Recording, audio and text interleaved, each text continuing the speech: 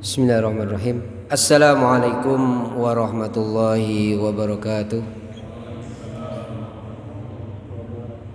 Innal hamdalillah nahmaduhu wa nasta'inuhu wa nastaghfiruh wa na'udzu billahi min shururi anfusina wa min sayyiati a'malina. May yahdihillahu fala mudhillalah wa may yudlil fala hadiyalah. Asyhadu an la ilaha illallah, asyhadu anna Muhammadan abduhu wa rasuluh. La nabiyya wa la rasula ba'dah. Allahumma salli wa sallim wa barik ala Muhammad ibn Abdillah. La khawla wa la quwwata illa billah. Amma ba'd. Ma'asyiral muslimin wal muslimat, jamaah kajian rahimakumullah. Syukur alhamdulillah kita panjatkan bersama-sama kehadirat Allah Subhanahu wa taala pada kesempatan malam hari ini. Meskipun Allah pada malam hari ini menganugerahkan kepada kita nikmat yang begitu besar. Allah menurunkan hujan sebagai satu pertanda keberkahan Allah. Tetapi terkadang kita memaknai dari apa yang diberikan Allah ini berbeda. Semoga niat kita bersama-sama dalam rangka untuk melangkahkan kaki untuk melaksanakan sholat maghrib berjamaah, dilanjut dengan sholat isya berjamaah, dan juga mengikuti kajian senantiasa ini menjadi satu risalah, menjadi satu wasilah kita bersama untuk istiqomah dan selalu diberikan hidayah dan kekuatan oleh Allah untuk bisa bersama-sama melaksanakan kegiatan-kegiatan yang insyaallah manfaat ini. Salam dan salam tidak lupa kita sampaikan kepada junjungan kita Nabi Agung Muhammad SAW. Bapak Ibu rahimakumullah, jika kita mengingat baginda kita Rasulullah SAW, maka yang terpikirkan di dalam benak kita adalah bagaimana kita mampu untuk meneladani, melaksanakan apa-apa yang sudah diajarkan oleh beliau. Dalam kesempatan malam hari ini, marilah kita bersama-sama sedikit kita ingat kembali satu hadis yang disampaikan oleh Aisyah, bahwasanya Aisyah radhiyallahu anha pernah berkata, ada 3 orang sahabat Ansor, 3 orang sahabat Ansor yang keutamaannya tidak ada yang bisa untuk melampauinya.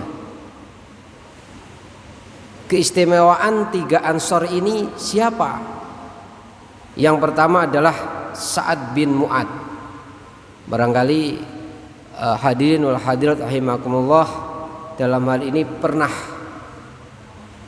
membaca kisah yang disampaikan oleh Aisyah radhiyallahu anha.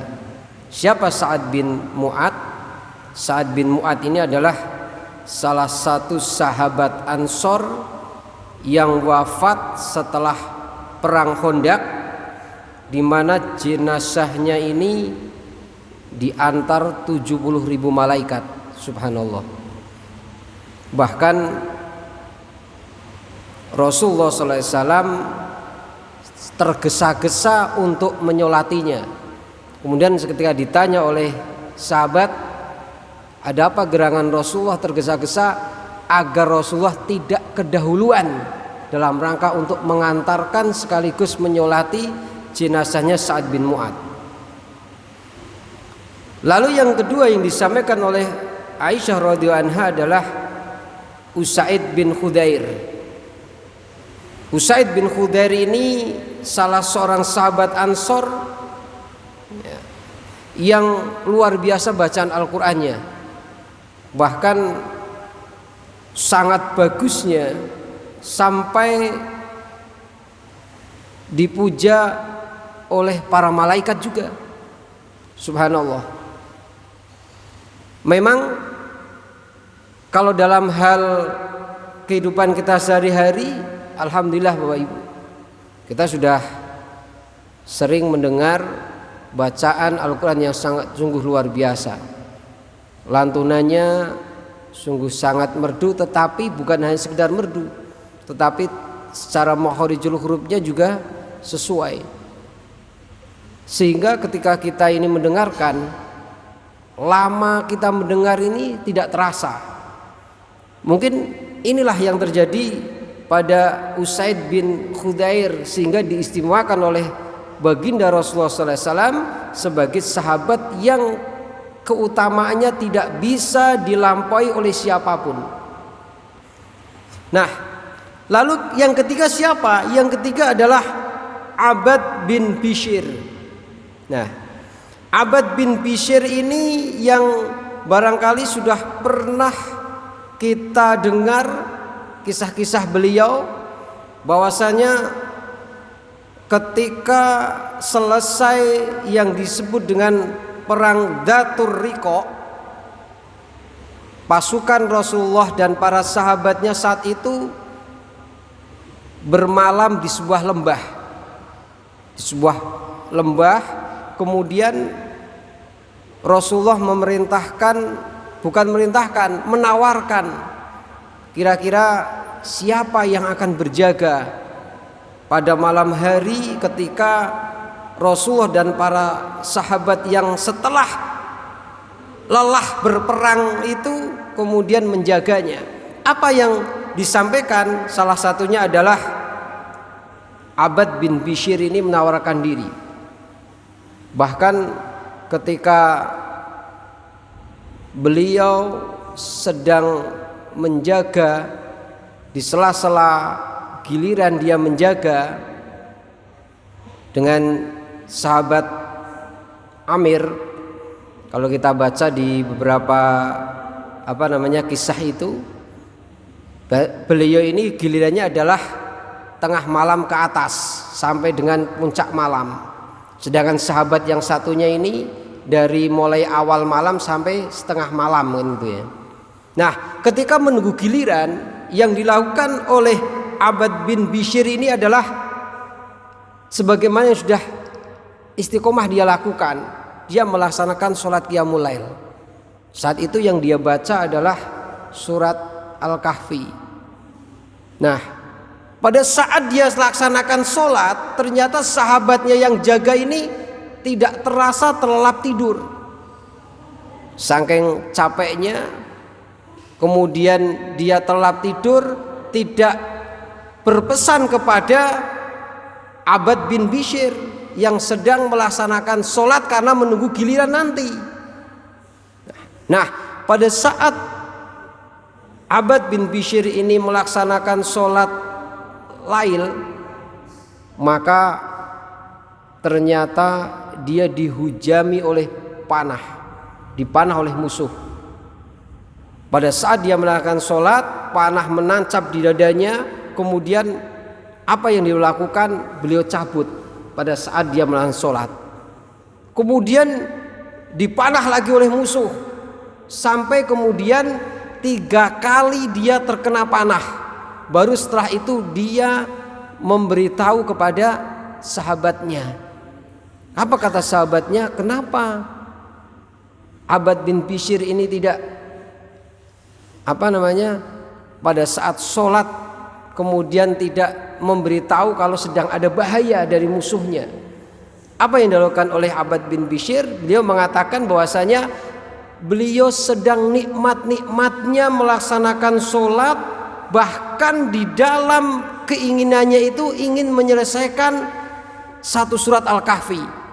Tapi kalau dia ingat akan pesan Rasulullah bahwasanya dia akan menjaga keamanan dari pasukan dari serangan musuh, maka akhirnya mempercepat bacaannya. Nah, Bapak Ibu yang dirahmati Allah Subhanahu wa taala, ini menjadi satu pelajaran yang berharga bagi kita di saat kita melaksanakan sholat itu ternyata ada nilai-nilai keusukan yang kemudian menjadikan seseorang itu semuanya adalah tidak terasa. Seakan-akan memang nilai ihsan itu luar biasa. Yang ada itu adalah dia menikmati dari apa yang dilakukannya. Makanya ketika kita melaksanakan sholat qiyamul lail pada malam hari, pada saat orang terlelap tidur, itu ketika sudah memiliki rasa ihsan, seakan-akan Allah Subhanahu wa taala itu di hadapan kita, maka disitulah nikmatnya. Memang kalau kita ukur dari diri kita masing-masing, sebenarnya kelelahan kita ini sudah kita tebus dengan istirahat kita. Kalau kita ukur istirahat fisik kita ini sebenarnya sudah cukup. Nyun sewu, ketika seharian dari mulai jam 8 katakanlah begitu ya, sampai jam 4 sore kita bekerja. Kemudian kita tidur pada malam hari, kira-kira kalau tidak ada kegiatan yang lain, barangkali jam 9 malam itu kita sudah tidur. Sampai dengan kalau kita nanti jam 1/3 malam kita bangun untuk melaksanakan sholat qiyamul lail, berarti kita bangun. Kita kalau dihitung itu sudah cukup untuk istirahat kita. Mungkin juga kita kadang-kadang istirahat sebelum duhur atau mungkin setelah duhur, walaupun hanya 30 sampai 1 jam misalnya begitu, itu juga sebenarnya sudah istirahat sangat cukup. Namun terkadang kita menjadi terlena dengan kondisi yang sekarang ini. Orang secara fisik istirahat, tetapi istirahat secara rohani ini kadang-kadang belum kita penuhi. Makanya ketika Rasulullah SAW ditanya, ketika beliau ini dalam keadaan gelisah, beliau dalam keadaan banyak masalah, maka yang dilakukan adalah istirahat beliau itu bukan istirahat secara fisik tadi, hanya tidur, kemudian lupa akan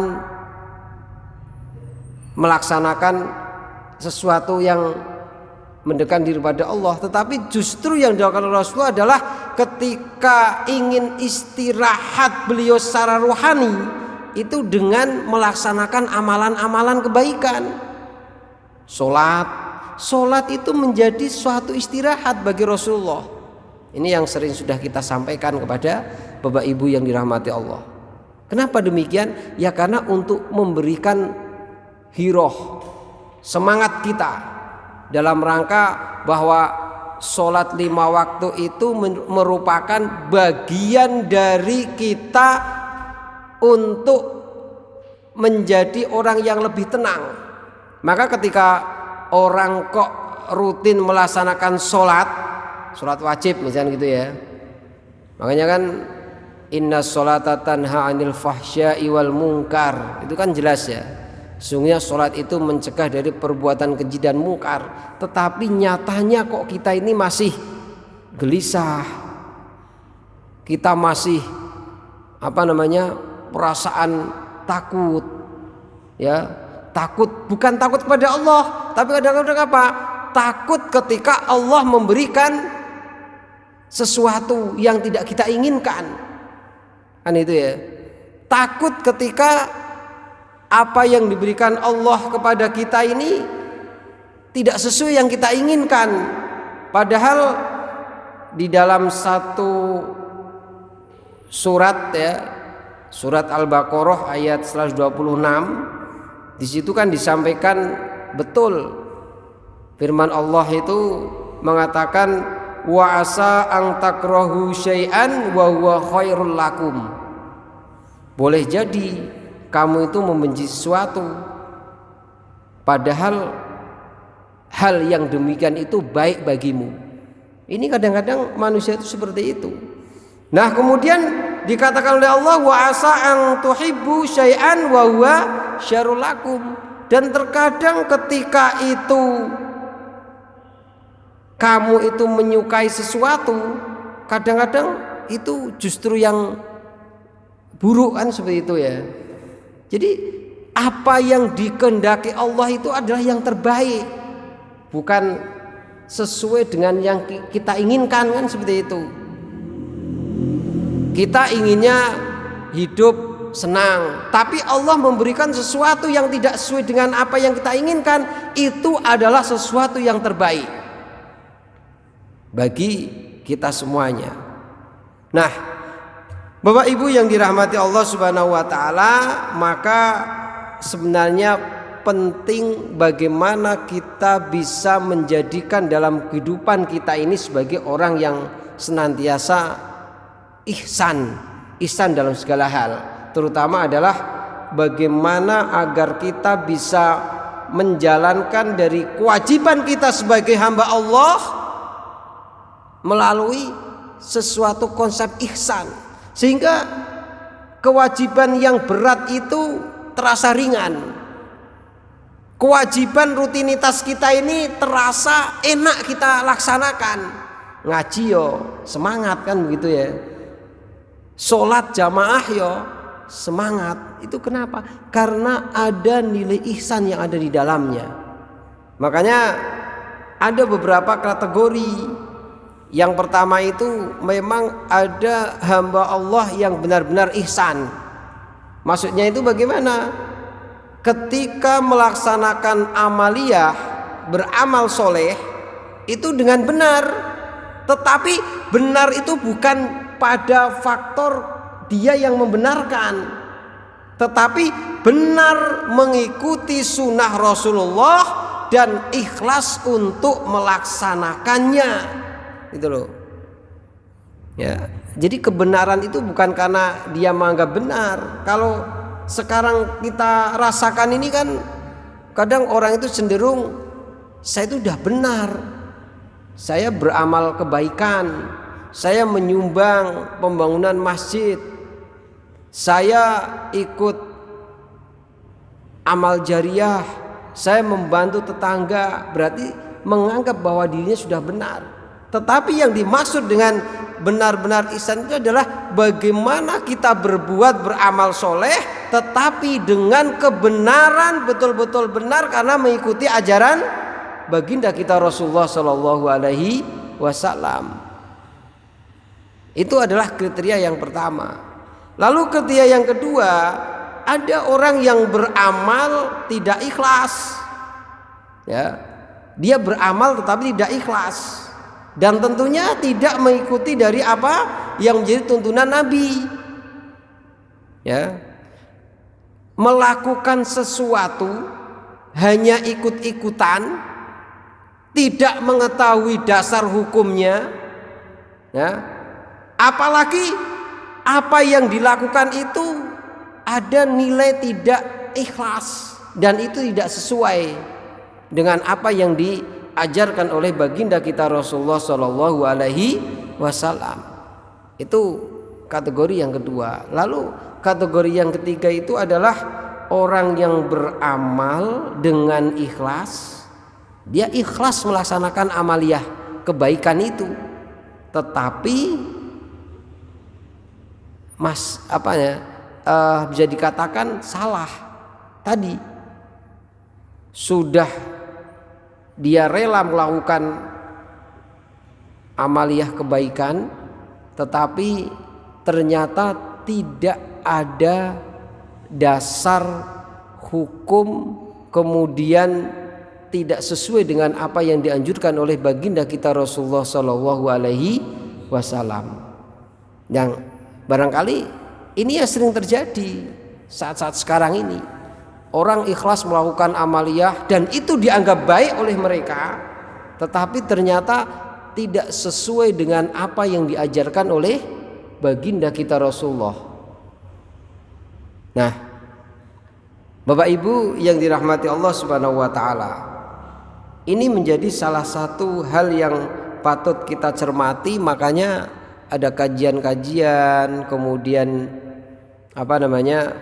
kita sering membaca, baik itu dari dalil-dalil, kemudian dari beberapa wacana-wacana tentang wawasan keislaman, ilmu pengetahuan tentang fikih dan lain sebagainya. Semuanya adalah sebagai satu sarana agar kita ini dijauhkan dari kategori yang ketiga ini.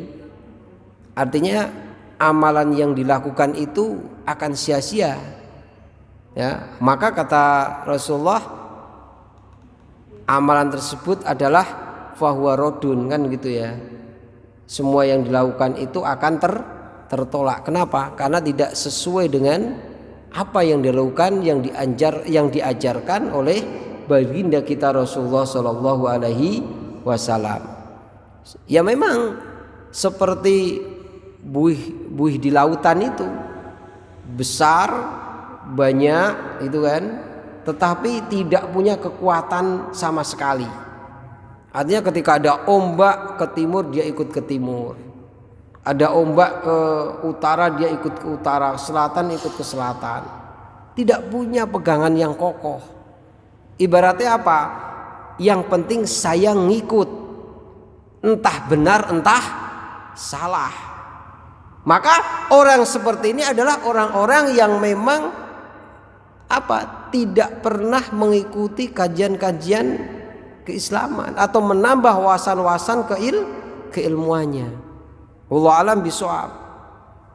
Siapa yang benar di antara kita? Ya. Karena yang jelas Islam itu terbagi menjadi 71 golongan. Kan gitu kan? Tetapi siapa yang selamat? Ya mereka yang mengikuti anjuran, ajaran daripada baginda kita Rasulullah Shallallahu Alaihi Wasallam. Sudah sangat jelas ya, bahwa ketaatan kita itu yang pertama adalah Allah Subhanahu wa Ta'ala. Atiullah, jelas ya, itu mutlak. Yang kedua kata Allah, atiur Rasul. Siapa yang kemudian setelah yang kita taati setelah Allah Subhanahu wa Ta'ala adalah Rasulullah. Nah terus kalau kita mau mengikut mentaati dari apa yang disampaikan oleh Rasulullah, nah maka segala amaliyah itu ya dari Rasulullah Shallallahu Alaihi Wasallam. Nah jangan sampai ketika kita itu beramal kebaikan yang menurut kita benar, ya sesuai dengan ajaran Islam, kan itu kan. Ya. Tetapi kadang-kadang tidak disertai dengan nilai ikhlas, itu juga ada seperti itu. Ya. Jadi yang pertama orang-orang yang benar-benar ihsan mengikuti ajaran Rasulullah secara sempurna, kan gitu kan. Yang kedua beramal tidak ikhlas dan tidak mengikuti tuntunan Rasulullah. Yang penting dia melakukan, gitu kan. Kemudian yang ketiga beramal ikhlas tetapi salah karena tidak punya dasar pegangan dari Rasulullah SAW. Lalu yang keempat adalah orang yang beramal soleh sesuai dengan ajaran Islam, tetapi ternyata tidak ada nilai keikhlasan. Nah, makanya Bapak Ibu yang dirahmati Allah, dalam rangka kita beramal kebaikan dalam kehidupan ini, ya, itu ada beberapa hal yang mendasari. Nyun sewu, kula panjenengan sami dalam hal kenapa kok mau berjamaah, kenapa mau ngikuti kajian taklim yang seperti ini, kenapa kita semuanya ini semangat, ya, kenapa kita ini tidak cukup belajar dari buku bacaan misalnya, atau cukup membaca melalui YouTube, kan sekarang ini kan seperti itu ya, melalui Google dan lain sebagainya. Kenapa kita gerimis, hujan-hujan mau hadir di majelis taklim ini. Kenapa? Ya karena ada dasar-dasar yang menjadikan kita untuk melakukan semuanya. Yang pertama tentunya adalah apa? Orang melaksanakan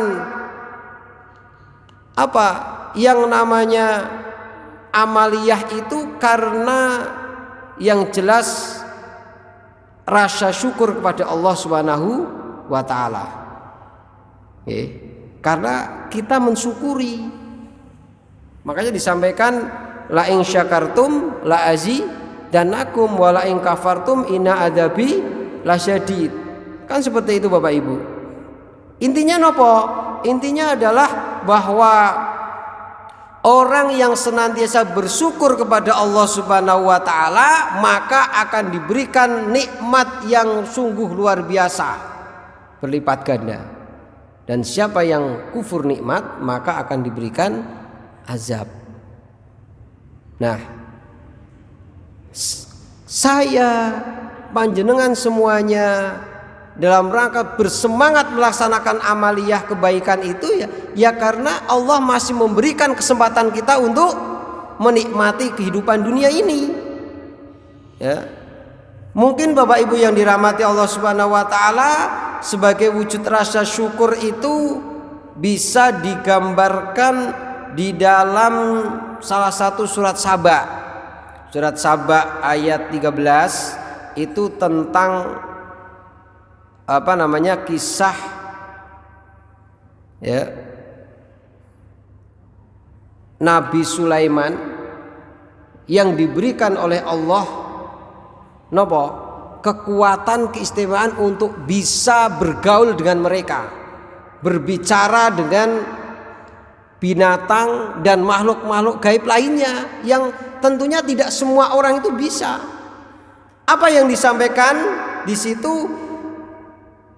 Allah Subhanahu wa taala mengatakan di akhir ayat, "I'malu ala Dawud syukron wa qalilum min ibadiyas syakur." Itu ya. Jadi di situ dikatakan, bekerjalah wahai keluarga Daud untuk bersyukur, sedikit sekali dari hamba-hambaku yang banyak bersyukur. Di situ digambarkan para jin itu bekerja untuk Sulaiman, mengikuti apa yang diinginkan oleh Nabi Sulaiman. Di antaranya mereka ini membuat gedung-gedung yang tinggi, membuat patung-patung, bahkan piring-piring yang besar, dan juga kolam periuk-periuk yang semuanya itu adalah sesuai dengan perintah daripada Nabi Sulaiman. Nah, itu sebagai rasa syukur karena diberikan oleh Allah sebagai bentuk daripada diberikan kesempatan. Nah, kita dalam hal ini adalah diberikan sisa waktu, kesehatan, kesempatan, kemudian kok tidak mau melaksanakan kebaikan-kebaikan, ya tentunya tadi kita akan termasuk golongan orang yang kufur nikmat tadi. Maka kalau sudah seperti itu ya wa'alam bishawab, apa yang terjadi adalah azab dari Allah. Azab dari Allah itu bisa terjadi karena ya seperti kisah-kisah ya, bagaimana kaum-kaum terdahulu, ya kan. Tetapi yang justru kadang kita rasakan sekarang ini apa? Keberkahan akan hilang, kan itu nggih. Kemudian semangat ibadahnya semakin hari semakin berkurang, bahkan semakin tidak ada. Rasa takut kepada Allah semakin tidak ada. Rezeki berapapun yang diberikan Allah terkadang tidak mencukupi dari kebutuhan yang kita inginkan. Itu adalah azab. Azab yang menimpa kepada kita ketika kita jauh dari syukur itu. Apalagi kita bisa muhasabah gitu ya. Ini kan akhir tahun. Ya, kalau dalam hitungan Masehi kan gitu kan. Ya, kalau kita bismillah adanya adalah apa? Tahun baru Hijriah kan gitu ya. Tapi yang ya kita tidak bisa dipungkiri, justru sekarang ini yang dirayakan itu adalah tahun baru Masehi, kan gitu ya. Kalau Hijriah ini sepi kan gitu kan. Tetapi Masehi luar biasa. Coba Bapak Ibu ya, di beberapa RT RW panjenengan mungkin ya, banyak sekali mereka yang melampiaskan kegembiraannya karena menyambut tahun baru, kan gitu ya. Nah, Bapak Ibu yang dirahmati Allah Subhanahu wa taala, itu dasar kita melakukan amaliyah kebaikan, termasuk mau dan rela melaksanakan apa yang menjadi kewajiban dan menjauhi dari segala larangan-larangan Allah. Yang kedua yang menjadi dasar kita melakukan itu adalah karena Allah Subhanahu wa taala menyiapkan reward dan punishment. Napa niku Bapak Ibu? Ada napa nggih? Berarti ada sesuatu yang diberikan Allah kepada kita ini sebuah bonus itulah.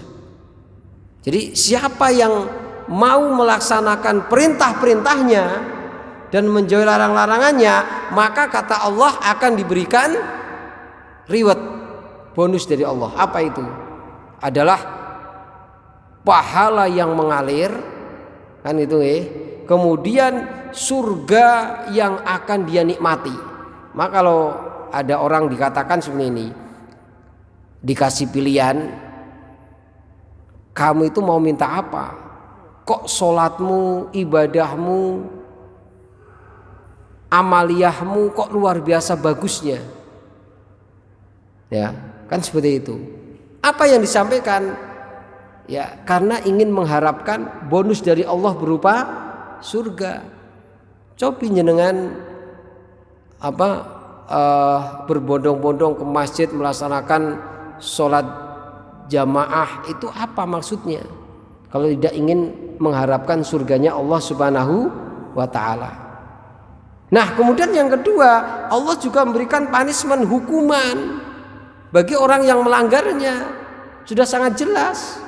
Siapa orang yang tidak mengikuti dari apa yang diperintahkan Allah, ya, maka orang tersebut jelas akan diberikan dosa oleh Allah.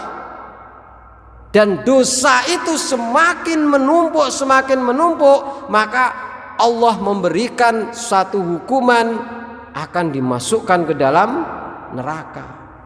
Berarti kan ada rasa takut. Coba nek penjenengan tidak ada surga neraka, ya barangkali sholat saja rasanya malas, gitu kan? Mending beraktivitas. Kalau orang Cina mengatakan waktu adalah uang, kan gitu ya. Time is money. Bahasanya sehari itu hanya digunakan untuk apa? Ya untuk bisnis dan bisnis.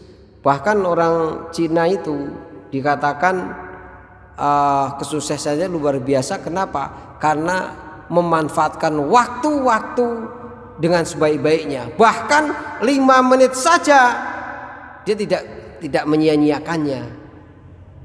Nah, tapi mohon maaf, itu hanya untuk memenuhi kehidupan dunia saja. Sedangkan akhiratnya jauh dari itu. Nah, kalau kita insya Allah, Bapak Ibu, kita bisa untuk menyeimbangkan antara kehidupan dunia dan akhirat, kan seperti itu. Makanya surga dan neraka itu menjadi satu hal yang kita inginkan, ya. Surga itu kita inginkan masuk, kemudian neraka itu kita ingin untuk menjauhinya. Ya memang kita bukan tasawuf ya. Kalau Dun Al-Misri itu seorang tasawuf, itu pernah ditanya ketika aku itu beribadah kepada Engkau ya Allah, kemudian kok aku mengharapkan surga, kata beliau mengatakan, maka jauhkan saya dari surga. Dan jika saya takut menjalankan takut dengan Engkau ya Allah, karena saya takut masuk neraka, maka dekatkan saya di neraka. Itu sudah napa nggih, tingkat sufi ngeten nggih, tasawuf. Tapi kalau kita ya tetap semangat kita adalah dengan penawaran Allah berupa surga, menjadikan kita untuk lebih serius, fokus dalam rangka menjalankan kewajiban kita beribadah kepada Allah Subhanahu wa ta'ala. Nah, yang ketiga Bapak Ibu yang dirahmati Allah, kita beramal soleh, melakukan kebaikan-kebaikan dalam dunia ini tentunya adalah karena mengikuti sunnah daripada Rasulullah Shallallahu Alaihi Wasallam. Bisa kita baca di dalam surat Al-Ahzab ayat 21. Laqad kana lakum fi Rasulillahi uswatun hasanah. Ya. Benar-benar dalam diri Rasulullah itu ada suri toladan yang baik bagimu. Jelas. Itu sudah jaminan Allah bahwa di dalam diri Rasulullah itu adalah suri toladan yang tidak akan mungkin kita itu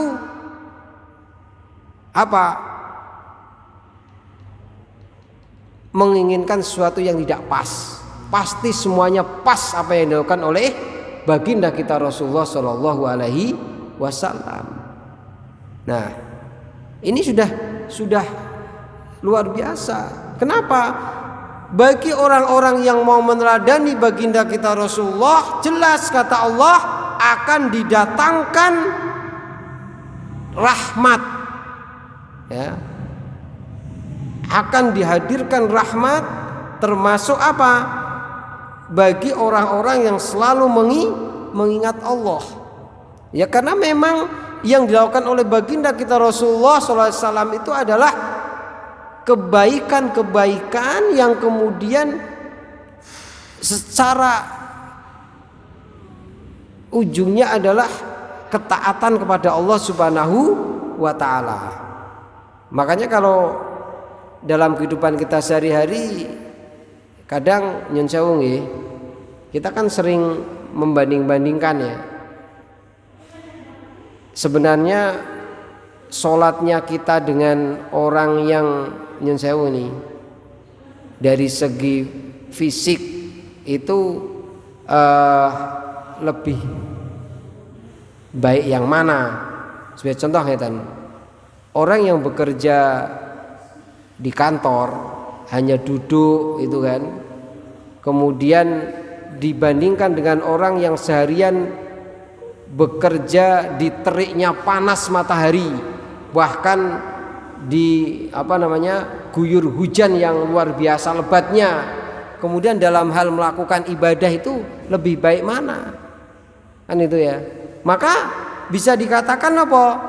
Ya, amal kewajiban amaliyah itu maka akan lebih utama daripada, ya termasuk dalam hal ini ya, orang sholat 5 waktu dengan sholat qiyamul lail, ya jelas pahalanya akan lebih banyak sholat 5 waktu, kan seperti itu.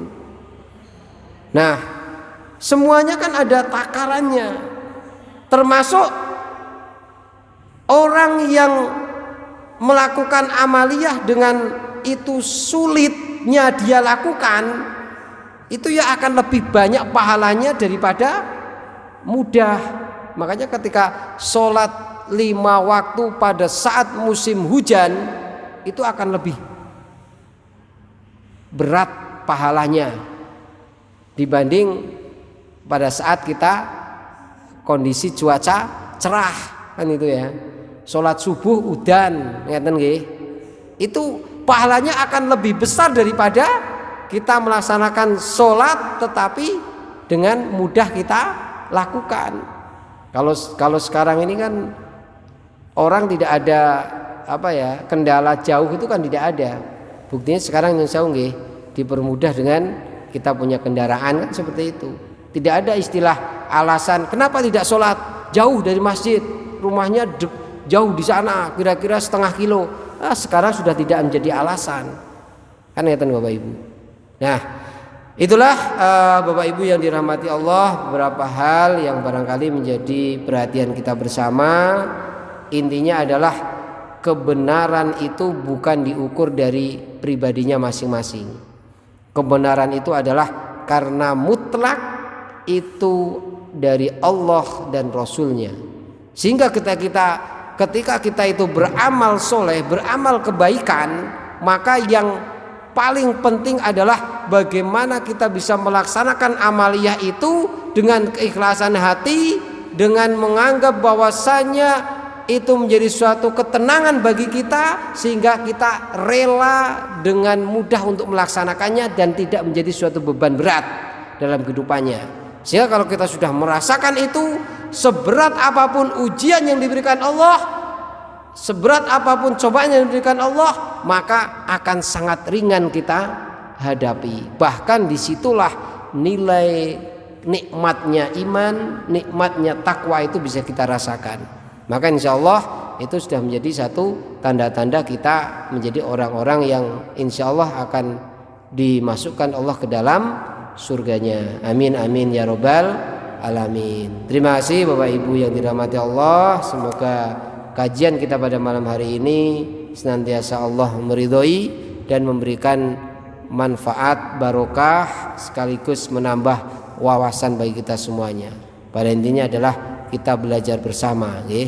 Semoga ilmu yang tidak seberapa ini didapatkan, tetapi ketika dipraktekkan dalam kehidupan kita sehari-hari, maka akan menjadi suatu amalan yang insya Allah luar biasa pahalanya di sisi Allah Subhanahu wa taala. Amin amin ya rabbal alamin. Saya akhiri, assalamualaikum warahmatullahi wabarakatuh.